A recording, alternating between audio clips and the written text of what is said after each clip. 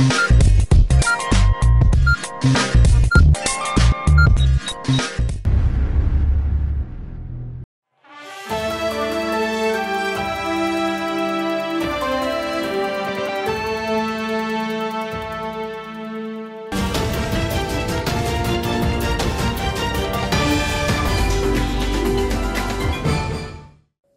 अर्ज़ है। एडीएन उर्दू खबरनामे में आपका खैर मकदम है। यौम जमहूरिया की मुबारकबाद कबूल कीजिए। मैं हूं सिद्दीकी मोहम्मद अजहर। खबरों के सिलसिले को शुरू करने से पहले आइए डालते हैं आज की चंद अहम खबरों पर एक नजर। जिले की आम तरक्की के लिए हुकूमत पाबंद, सरपंच वजीर संदीपान भूमरे का बयान। यौम जमहूरिया जोश खरोश से मनाया गया। ओपन अदालत में समाअत करे कायम रहने वाला रिजर्वेशन हासिल हो, इसलिए मुहक्किक राजेंद्र दाते पाटिल ने सुप्रीम कोर्ट में दायर की अर्जदाश्त। अब खबरें तफसील से। जिले की आम तरक्की के लिए हुकूमत पाबंद है। हम सब मिलकर सेहतमंद माहौल पैदा करने का अहद करें। इन अल्फाज में सरपंच वजीर संदीपान भूमरे ने आज सबसे यौम जमहूरिया के मौके पर अपील की। यौम जमहूरिया की अहम सरकारी परचम कुशाई तकरीब देवगिरी मैदान पर जोश खरोश से मनाई गई। बुजुर्ग शहरी, मुजाहिदीन आज़ादी, अवामी नुमाइंदे, समाजी सियासी वर्कर्स, सरकारी अफसरान, मुलाजिमीन, तलबा वगैरह ने इस तकरीब में शिरकत की। इस तकरीब में हिज़्ब मुखालिफ पार्टी रहनुमा अंबादास दानवे, रुकन पार्लियामेंट सैयद इम्तियाज़ जलील, साबिक रुकन parliament Chandrakant Khaire, divisional commissioner Madhukar Raje Ardad, municipal commissioner ji Shrikant, ज़िला परिषद के chief executive officer doctor Vikas Meena, police commissioner Manoj Lohia, police superintendent Manish Kalwania, कारगुजार ज़िला collector doctor Arvind Lokhande, deputy commissioner Jagdish Maniyar, doctor Anand Gauhane, deputy ज़िला कलेक्टर प्रभोदय मुड़े, प्रकाश जोशी, डिप्टी ज़िला इलेक्शन ऑफिसर देवेंद्र कटके, ज़िला मनसूबाबंदी officer Bharat Wayad, deputy divisional officer Rameshwar Rodge, deputy ज़िला कलेक्टर रोहिया अर्चना खोतमाड़िस, इसी तरह तमाम शोबों के अफसरान मौजूद थे। देवगिरी मैदान पर सरपंच वजीर संदीपान भूमरे के हाथों तिरंगा लहराया गया। कौमी परचम को सलामी पेश की गई। पुलिस बैंड ने कौमी तराना पेश किया। बादअज़ां सरपंच वजीर ने मौजूदा पुलिस फोर्स के परेड का मायना करते हुए गार्ड ऑफ ऑनर कबूल किया। इस तकरीब में मुख्तलिफ शोबों में बेहतरीन फ़राइज़ अंजाम देने पर पुलिस फोर्स के अवार्ड्स दिए गए। या देशाच्या स्वातंत्र्यासाठी त्याग बलिदान करणाऱ्या सर्व स्वतंत्र सैनिकांचे तसेच सर्व हुतात्म्यांना मी नम्रपणे अभिवादन करतो। त्यांच्या त्याग आणि बलिदानामुळेच आज आपण हे स्वातंत्र्य अनुभवत आहे। मित्रांनो, असे हे त्यागातून मिळालेले आपले स्वातंत्र्य आणि त्यातून निर्माण झालेले आपले प्रजासत्ताक आपल्या या देशाच्या नागरिक म्हणून या लोकशाही मूल्यांची जपणूक करणे, संविधानाचे रक्षण करणे ही आपली जबाबदारी आहे। ही जबाबदारी आपण साऱ्यांनी आपला मतदानाचा हक्क बजावून पार पाडायची आहे। Second in command Shri Rahul Suryakar, सहायक पोलीस निरीक्षक छत्रपती संभाजीनगर, नॅशनल आणि स्टेट लेवलचे बॅडमिंटन गोल्ड मेडलिस्ट असे हे सेकंड इन कमांड आहे। यानंतर दुसरा प्लॅटून आपल्यासमोर येत आहे छत्रपती संभाजीनगर। आयआरपीचा हा प्लॅटून पोलीस निरीक्षक गजानन खेत्रे आणि दिनेश कानपुरे पहिल्या प्लॅटूनचे हे कमांडर आणि सेकंड इन कमांड होते। यानंतर दुसरा प्लॅटून येत आहे विनोद भालेराव आणि अनिल धनुरे। प्लॅटून कमांडर श्री विनोद भालेराव आणि अनिल धनुरे। सुंदर असा पोशाख रायफलधारी जवान मंचासमोरून पास होताना आपण बघतोय। यानंतर महिला प्लॅटून आपल्यासमोर येत आहे श्रीमती संगीता गिरी आणि पोलीस निरीक्षक श्री उमेश निकम। महिलांचा हा तितकाच ताकदीचा प्लॅटून मंचासमोरून पास होताना आपण बघतोय. यानंतर छत्रपती संभाजीनगर ग्रामीण पुरुष प्लॅटून कमांडर श्री सलमान शेख आणि second in command Shri Yuvraj Shirsat.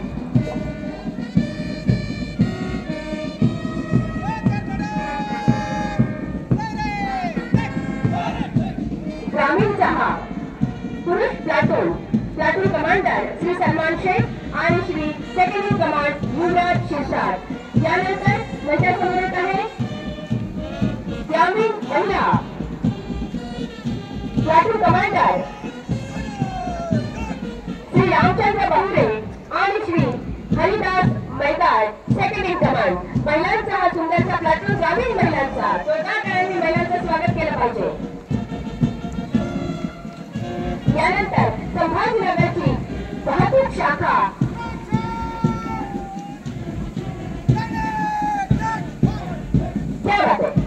या ठिकाणी वाहतूक शाखा प्लॅटून कमांडर श्री मयूर निकम आणि second in command Sanjay Rathod.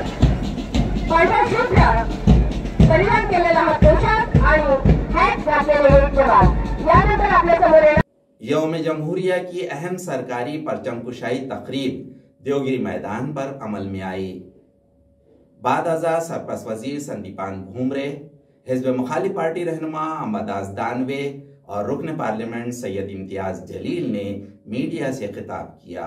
शासनाचा प्रयत्न, सरकारचा प्रयत्न चालू आहे. मला वाटतं आज निश्चित तोडगा निघेल आणि मनोज जरांगे पाटलांनी ज्या ज्या काही मागणी केल्या त्या शासनाने, म्हणजे मला सांगायचं की त्यांनी ज्या मागण्या केल्या त्याच्या शासनाने दखल घेतलेली, तसं काम चालू आहे आणि मला वाटतं त्याच्यावर आज निश्चित तोडगा निघले. पहिल्यापासूनच मनोज जरांगे पाटलाच्या संदर्भात ज्या ज्या काही मागण्या आहेत त्या अनेक वेळा आम्ही त्यांना भेटलो, चर्चा केली, शासनाने भूमिका आपली स्पष्ट केलेली आहे. त्याच्यामुळं मला एक सांगायचं की शासन पॉझिटिव्ह आहे. शासन आतापर्यंत जे जे काही म्हणजे समिती असेल त्या समितीनं चांगलं काम केलेलं आहे आणि मला वाटतं त्याच्यावर निश्चितच आज तोडगा निघेल. मनोज जरांगेंचं आंदोलन दाबण्यासाठी सरकार प्रयत्न करतंय. मीरा भाईंदरचं प्रकरण 100% प्रयत्न करेल. कशाचं प्रकरण दाबण्याचं? प्रकरण दाबण्याचं नाही, त्यांच्या ज्या मागण्या आहेत त्या पूर्ण करण्याचं. आतापर्यंत प्रकरण दाबण्याचा कधीच प्रयत्न केला नाही. त्यांच्या मागण्या कशा पूर्ण होतील, त्यांना न्याय कसा मिळेल याच्यासाठी प्रयत्न. की मनोज जरांगे आणि त्यांच्या सोबत येणाऱ्या लाखोंच्या संख्येने जे मराठा बांधव तिथे मुंबईला जाणार होते त्यांना कशा थांबवता येईल आणि त्याचाच एक प्रकार म्हणून मीरा भाईंदर पासून आपण मुंबईमध्ये दंगल घडू शकतो का आणि दंगल घडवून आपण तिथे कर्फ्यू लावून त्यांना काही एक कारण देऊ की ते नाही आता तुम्ही मुंबईला येऊ शकत नाही. मनोज जरांगेचा मी खूप आदर या कारणाने करतो की एका छोटासा गावाचा एका साधारण माणूस, एका सामान्य माणूस त्याची ताकद काय आहे त्यांनी हे ठरवून दाखवलेली आहे आणि लोकांनी एक मेसेज दिलेला आहे की आमचा विश्वास लोकप्रतिनिधी पॉलिटिशियन्सवर आता संपलेला आहे. म्हणून ओव्हरनाईट एका रात्रीमध्ये एका सामान्य माणसाला कशा आपण हिरो करता येईल का केलं त्यांनी की त्याची प्रामाणिकता होती, त्याचं जे सिन्सिअरिटी, ऑनेस्टी आणि कमिटमेंट होता की माझ्या समाजासाठी मी हे लढत आहे. म्हणून त्या कमिटमेंट आणि त्या ऑनेस्टी, प्रामाणिकता जे होती त्याच्यामुळे लाखोच्या संख्येने. म्हणून मी आज चॅलेंज करतो की भारतीय जनता पार्टी, नरेंद्र मोदी पासून भारतीय जनता पार्टीचे सगळे नेतेही महाराष्ट्रामध्ये आले तर इतकी भीड इकट्ठा करण्याची ताकद त्यांच्यामध्येही नाही आहे जितकी मनोज जरांगे यांनी करून दाखवलेली आहे. हे आंदोलन दाबलं जात आहे का आणि कशा प्रकारे दाबलं जात आहे? त्यांना काय आहे की त्यांना काही द्यायचं नाही आहे, फक्त पुन्हा यायचं, चर्चा करायची, वेळ मागून घ्यायचं आहे. कशाला तुम्हाला भेटायचं आहे त्यांना? तुमच्याकडे सरकार आहे, निर्णय द्या ना. द्यायचं असेल तर द्या, नाही द्यायचं असेल तर सांगा. पुन्हा जाऊन तेच चर्चा करणार आहे आणि अनेक वर्षापासून त्यांची मागणी आहे ना. मग का आपण अशा ओढवाओढवीचे उत्तर देत आहे? त्यांना फक्त टाइम बाय करायचं आहे. कुठपर्यंत करायचं आहे की त्यांना माहित आहे की एका महिन्यानंतर आपल्याला आचारसंहिता लागणार आहे. मग हे देणार आहे एक्सक्यूज की आता आचारसंहिता लागलेली आहे, पुन्हा आमची सरकार येईल तर आम्ही तुम्हाला असा करू तसा करू. ते फक्त टाइम बाईंग एक्सरसाइज करत आहे आणि पूर्ण मराठा समाज जे महाराष्ट्राचा आहे त्यांना उल्लू बनवण्याचा धंदा हे सरकार करत आहे. सरकारला खूप वेळ मनोज जरांगे पाटलांनी दिलेला आहे. सरकारचे प्रतिनिधींनी दोनदा त्यांच्या मनाप्रमाणे वेळ घेतलेला आणि तेवढा मनोज जरांगे पाटलांनी दिलेला आहे. सरकारने तोडगा काढावा. नुसत्या चर्चा रिकाम्या चर्चा, सुटक्या चर्चा करण्यात काही अर्थ नाही. मनोज जरांगे पाटलांच्या मागणीवर सरकारने लवकर तोडगा काढावा. आता सध्याची परिस्थिती पाहता तोडगा निघेल असं वाटतंय का तुम्हाला? सरकारने ठरवलं तर काही होऊ शकतं, कारण केंद्रात त्यांचं सरकार आहे, राज्यात त्यांचं सरकार आहे. तोडगा काढणं काही अवघड काम नाही. आणि छत्रपती शिवरायांची शपथ दसऱ्याच्या दिवशी माननीय मुख्यमंत्र्यांनी घेतलेली आहे. देवेंद्र फडणवीसांनी सुद्धा आमच्या हातात सत्ता दिली तर आम्ही 4 दिवसात रिझर्वेशन देऊ असं म्हटलेलं आहे. तर मला असं वाटतं त्यांनी त्यांच्या शब्दावर ठाम राहावं. परंतु ते शब्दावर ठाम का राहत नाहीत? काय अशी अडचण असू शकते किंवा काय यामागचं राजकारण आहे? तर मग ते खोटं बोलत असावेत असं मला वाटतं, लोकांना फसवत असावेत असं मला वाटतं. अखिल भारतीय विकास परिषद की जानिब से हमद चाउश ने हाईकोर्ट में हज हाउस के जिम्न में अर्जदाश्त दाखिल की है. इस अर्जदाश्त के सिलसिले में उन्होंने एडीएन से बातचीत करते हुए मालूमात दी. हमने जो है तो कोर्ट में जो है 2 जनवरी को जो है तो केस फाइल करे थे. उसकी कल सुनवाई हुई और जो है तो सरकार को नोटिस निकल चुकी है और अभी सरकार में बैठे हुए लोग जल्द से जल्द हज हाउस का उद्घाटन करने के लिए कोशिश उनकी जारी है. मुझे सबके फोन आए, मेरी सबसे बात हुई और ये काम जो है हमारी कांग्रेस की सरकार में जो है इसका संगे बुनियाद पृथ्वीराज चौहान साहब ने रखे थे. इस हज हाउस बनने के लिए जो है बनाने के लिए औरंगाबाद के सब लोगों की डिमांड थी, मराठवाड़ा के लोगों की डिमांड थी और सबसे ज्यादा इसमें अगर किसी ने रोल प्ले किया है तो नसीम खान जो हमारे माजी मंत्री थे उन्होंने बहुत बड़ा रोल अदा किया और उनके साथ में खांधे को खांधा लगा के हमारे इमाम शेख साहब का भी बहुत बड़ा रोल है इस हज हाउस को खड़ा करने में. यहाँ पर इस तरीके से ये कई सालों से पेंडिंग था हज हाउस का. हमारी सरकार ने उसको संगे बुनियाद रखा, काम शुरू किया, पैसा दिया. उसके बाद में ये सरकार आई, फिर ये सरकार में काम हुआ, फिर 1 साल से जो है तो ये बन के तैयार था. लेकिन किसी वजह से पता नहीं क्या वजह थी तो ये उद्घाटन इसका हो नहीं रहा था, खुल नहीं पा रहा था. जबकि बाजू में वंदे मातरम हाल था, उसका उद्घाटन हो गया, मगर किसी वजह से ये इसका उद्घाटन नहीं हो रहा था. तो इस तरीके से कई लोगों की जो है तो भावना जुड़ी हुई थी कि भाई 1 साल हो चुका है तैयार होकर और हमारे हाजियों को तकलीफ हो रही, परेशानी हो रही, तो ये इसका उद्घाटन जल्द से जल्द होना चाहिए. फिर हमारी संगठन ने मैंने इसका फॉलोअप लेके जो है इसकी शिद्दत से इसके पीछे लग के हमने ये काम करवा के लिया और इंशाल्लाह अभी सरकार में बैठे हुए लोग कह रहे हैं कि ये 8 से 10 दिन के अंदर इसका उद्घाटन हो जाएगा. वैसे तो हमारी कोर्ट में जो है तो कोर्ट में केस हमारा फाइल हो चुका है और जो है तो कोर्ट से तो फैसला उसका होने वाला है. मैंने इसका उर्दू में नेम प्लेट लिखना चाहिए बोल के हमारे जो हज कमेटी के चेयरमैन है जो नागपुर में रहते हैं गुड्डू आसिफ खान, उनको मैंने ये दिया था कि ये उर्दू में नेम प्लेट भी लिखना चाहिए. तो उन्होंने जो है तो सिडको में जो मीटिंग लिए थे वो मीटिंग के अंदर ये बात रखे थे. तो यहाँ के सिडको ने जो है तो मंजूरी के लिए बम्बई को जो है तो वो जो है तो मंजूरी के लिए भेज दिया उन्होंने. वो भी जो है तो मंजूर होके आ जाएगा इंशाल्लाह. उर्दू में भी नाम प्लेट लिखा जाएगा. नाजरीन, अब वक्त हो चला है मुख्तसर से वक्फे का. वक्फे के बाद जल्द हाजिर होते हैं. देखते रहिए एडीएन उर्दू न्यूज.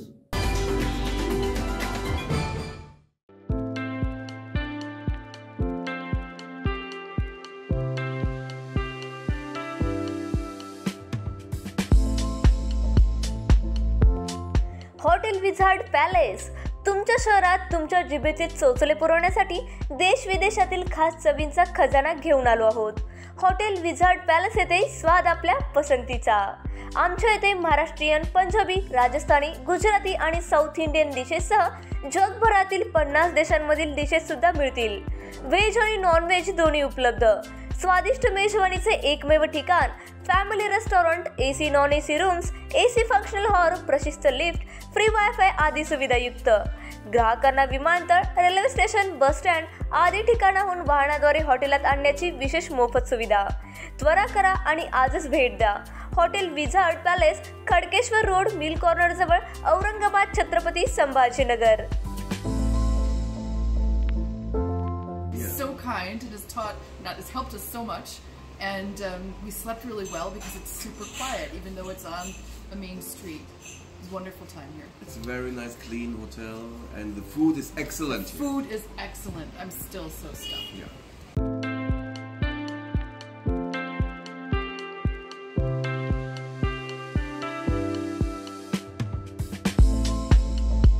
तुम्हालाही पाण्यामध्ये मनसोक्त बोटिंग करायची आहे, परंतु ही बोटिंग करण्यासाठी गोवा देवगड सारख्या ठिकाणी तुम्हालाही जावं लागतंय. तर जरा थांबा. आपल्याच छत्रपती संभाजीनगर शहरात महानगरपालिका घेऊन आली आहे बच्चा कंपनीसाठी तसेच मोठ्यांसाठी नौका विहार. या नौका विहारामध्ये तुम्हाला विविध प्रकारच्या 6 बोटींमध्ये मनसोक्त नौका विहार करण्यास मिळेल. पेंडल बोट तसेच राफ्ट बोट यासारख्या विविध बोटींमध्ये मनसोक्त पाण्यामध्ये बोटिंग करण्याचा आनंद घ्या. तर त्वरा करा आणि आजच भेट द्या नेहरू उद्यान, यनाट, सिडको, छत्रपती संभाजीनगर.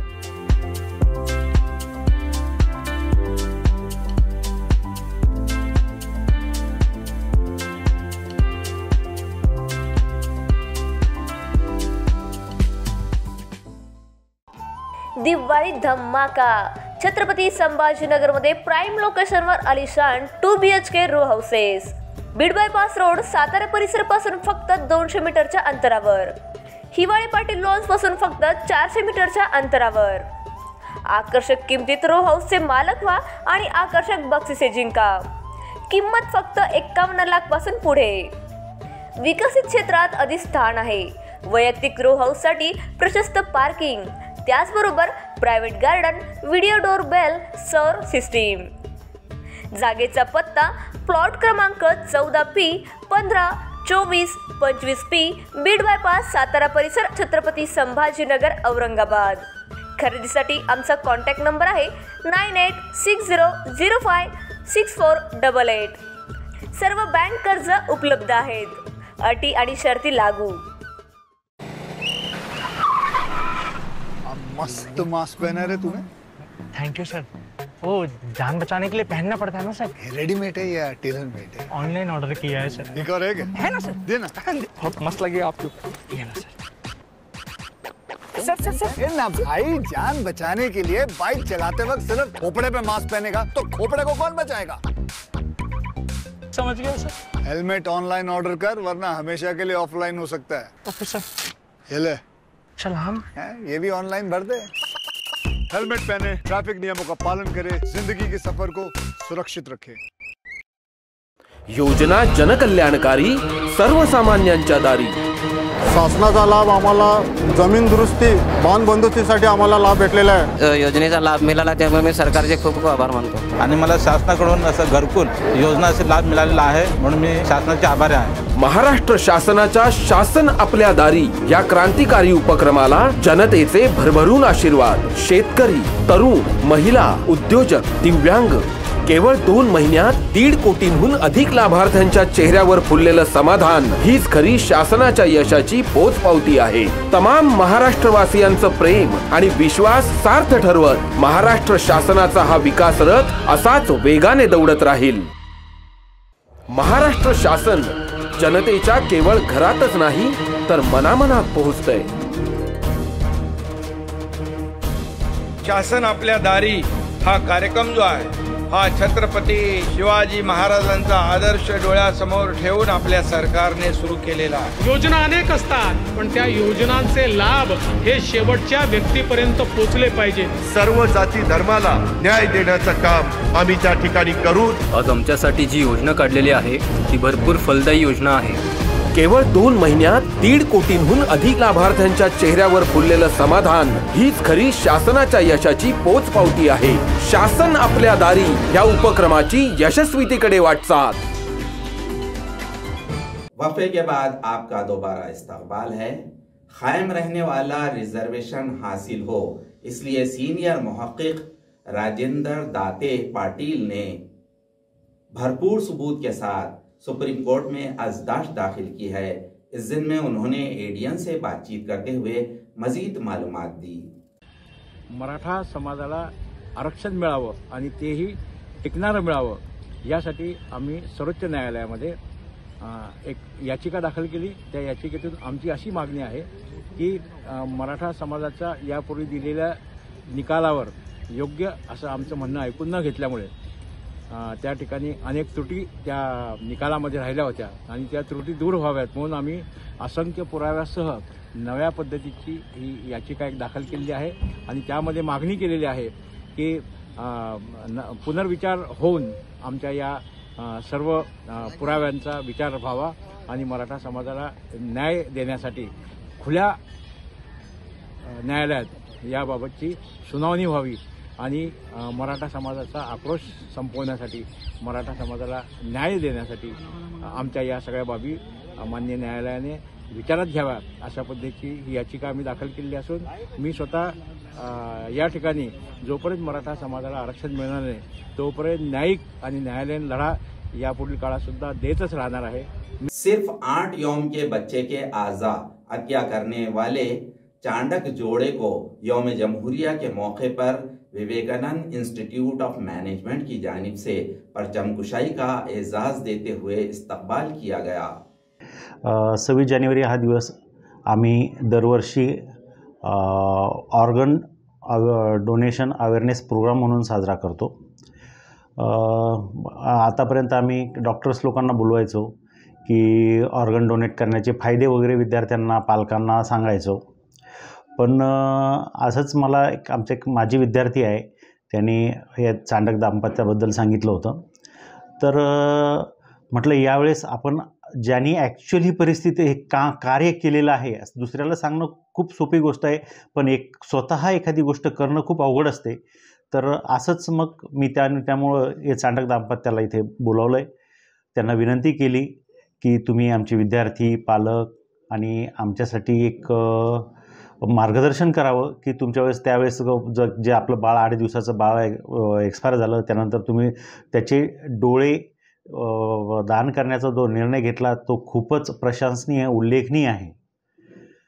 त्याच्यामुळं की यांना मी आज 26 जानेवारीला ध्वजारोहणासाठी महाविद्यालयात आमंत्रित केलं आणि त्यांनी पण खूप छान आमच्या विद्यार्थी आणि पालकांना मार्गदर्शन केलं आणि एक प्रेरणा दिली। यातूनच निश्चितच काही लोक पॉझिटिव्ह होऊन अवयवदानाकडे वळतील याची मला खात्री आहे। 30 जुलै 2017 रोजी त्यावेळेस माझा 8 दिवसाचा मुलगा तो एक्सपायर झाला। तर त्यावेळेस आम्ही असा निर्णय घेतला की बाबा हा तर या जगात राहिला नाही, पण आपण याच्यासाठी काय करू शकतो। तर माझे वडील ते आय डोनेशनचं जे हे करत राहतात, प्रचार करत राहतात की बाबा कोणाच्या जरी घरी अशी दुःखद घटना घडली तर ते विचारतात की बाबा तुमची इच्छा आहे का आय डोनेट करण्याची। तर ते मला म्हटले की बाबा तुझी इच्छा आहे आणि तुझी सिग्नेचर खूप कामाची म्हणे, तर बघ आपली अशी इच्छा आहे। मी त्यावेळेस मग त्यांना माझ्यावर जे हे होतं सर त्यावेळेस तो जो प्रसंग होता माझा तो खूप वाईट प्रसंग होता, पण त्यावेळेससुद्धा मी ठीक आहे म्हटलं आपण समाजाला काही तरी योगदान करू। मी त्या दिवशी त्याचे आय डोनेट केले आणि दुपारी 1:30 वाजता तो शांत झाला। 4 वाजता त्याचे डोळे निघाले आणि 7 वाजता डोळे लागलेसुद्धा, 2 व्यक्तींना त्याचे डोळे लागले। त्याच्यामुळं मला आज त्याचं कुठंतरी समाधान वाटतं की बाबा ठीक आहे तो नाही आहे, पण त्याचे डोळे आज पूर्ण जग बघत आहे। ही खूप मोठी माझ्यासाठी म्हणजे खूप मोठी गोष्ट आहे की बाबा त्याचे डोळे तो नाही आहे तरी हरकत नाही, पण त्याच्या नजरेतनं त्याच्या डोळ्यातनं आज 26 जानेवारी बघतोय सगळे। हां, आणि आज असे भरपूर लोक आहेत सर की ज्यांना डोळेच नाही आहे, ते म्हणजे काय जग काय आहे दुनिया काय त्यांना काहीच कल्पना नाही आहे। आपण कल्पना पण नाही करू शकतो सर। तर ते म्हटले की म्हणजे त्यांच्या मार्फत ते बघता आहेत, ते माझ्यासाठी खूप मोठं माझं सौभाग्य है सर। नहीं, मुझे थोड़ा सा आज वो चले गए इसलिए मुझे थोड़ा सा दुख तो हुआ था, लेकिन फिर मैंने सोचा अरे कम से कम उसकी किसी की आंखें तो उसको किसी की काम आ रही है, आज उसकी वजह से कोई 2 जन देख तो सक रहे, इसलिए फिर मुझे वही बहुत खुशी है कि उसकी आंखें आज किसी के लिए काम आ गई है। आज उसकी आंखों से कोई पूरी दुनिया देख रहे हैं। कौमी राय दहिंदगान दिन के मौके पर सबकी तरक्की के लिए जमहूरी निज़ाम की ज़रूरत है, ये बात डॉक्टर सुधीर गौहाने ने कौमी राय दहिंदगान दिन के मौके पर कही। कौमी राय दहिंदगान के ज़िम्न में ज़िला कलेक्टर ऑफिस में प्रोग्राम मुनक़िद किया गया था। इस मौके पर बतौर सदर कारगुज़ार ज़िला कलेक्टर डॉक्टर अरविंद लोखंडे मौजूद थे। ताहम प्रोग्राम में सीनियर मुहक़्क़िक़ साबिक़ vice chancellor doctor Sudhir Gauhane, deputy ज़िला इलेक्शन ऑफिसर जनार्दन कटके, रिहायशी डिप्टी ज़िला कलेक्टर जनार्दन विधाते, डिप्टी ज़िला कलेक्टर सोहेम वायाड़, प्रभोदय मुड़े, अर्चना खेतमाड़िस, ज़िला फराहमी ऑफिसर वर्षा रानी भोसले, सुचिता शिंदे, प्रगति चौंडेकर वगैरह मौजूद थे। इस मौके पर बेहतरीन खिदमात अंजाम देने वाले मुलाजिमीन का इस्तकबाल किया गया। नायब तहसीलदार संभाजी थोटे ने हाजरीन का शुक्रिया अदा किया। कौमी गीत पर प्रोग्राम इख्तिताम पजीर।